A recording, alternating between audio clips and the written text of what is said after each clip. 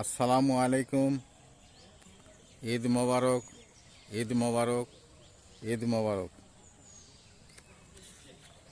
ঈদের আনন্দে ভরপুর চারদিক। বসন্তের বাতাসে ছড়িয়ে পড়ছে খুশির বার্তা। আসন্নেই খুশির বার্তা, তাই ব্যস্ততা অনেক। ব্যস্ততার কোনো শেষ নেই। জীবনের এই মুহূর্তগুলোকে রঙিন আর সৌন্দর্য উপস্থাপন করার জন্যই এই ব্যস্ততার কারণ।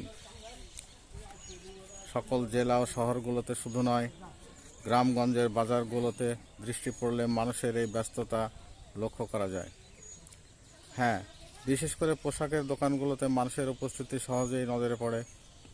ঈদের আনন্দকে সামনে রেখে পোশাকের দোকানগুলোতে ভিড় করছেন সবাই। জীবনকে নতুন করে সাজাতে নিউ মডেলের কালেকশন সংগ্রহ করতে ব্যস্ত সবাই। ঈদের আনন্দকে যে যার মতো করে লুফে নিতে ব্যস্ত হয়ে পড়েছেন। এই ঈদের আনন্দকে সুন্দর আর রঙিন করতে অনেকেই কঠোর পরিশ্রম করতে দিবারাত্রি নিরলস শ্রম দিয়ে যাচ্ছেন। অনেকেই আয়ের জন্য শরীরের তোয়াক্কা না করে তারাই শ্রম দিচ্ছেন। কঠোর শ্রম দেওয়ার পরেও হয়তো অনেকের জীবনকে নতুন করে সাজাতে ব্যর্থ হতে হচ্ছে, কারণ চাহিদা অনুযায়ী তার সংগ্রহ বা অর্থ যোগান সম্ভব হচ্ছে না। তারপরে আমাদের আশেপাশে অনেকেই এই আনন্দ খুশি থেকে বঞ্চিত। তাদের কথা আমরা যেন ভুলে না যাই। এই সমস্ত দরিদ্র অসহায়কে সঙ্গে নিয়ে আনন্দ খুশি ভাগাভাগি করে নিলে আনন্দ কম হবে না, বরং আনন্দ খুশি চারিদিকে ছড়িয়ে পড়বে।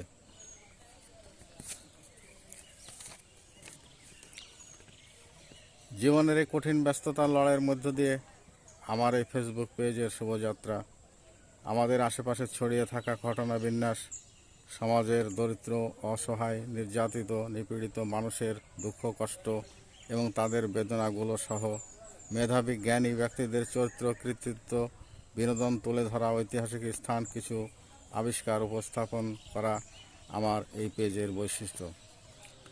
গত এক বছর ধরে আমাদের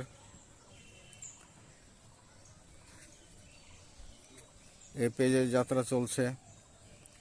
গত এক বছর ধরে আপনাদের উৎসাহ, উদ্দীপনা, সহযোগিতা দিয়ে, ভালোবাসা দিয়ে আমার সামনে পথ চলার সুযোগ দান করেছেন। এই জন্য আমি আপনাদের নিকট অনেক কৃতজ্ঞ। শুভকামনা জানাই সকল বন্ধুবান্ধব ও শুভাকাঙ্ক্ষীদের। আগামীতে আরও সহযোগিতা, অনুপ্রেরণা কামনা করছি। ঈদ মোবারক, ঈদ মোবারক, ঈদ মোবারক।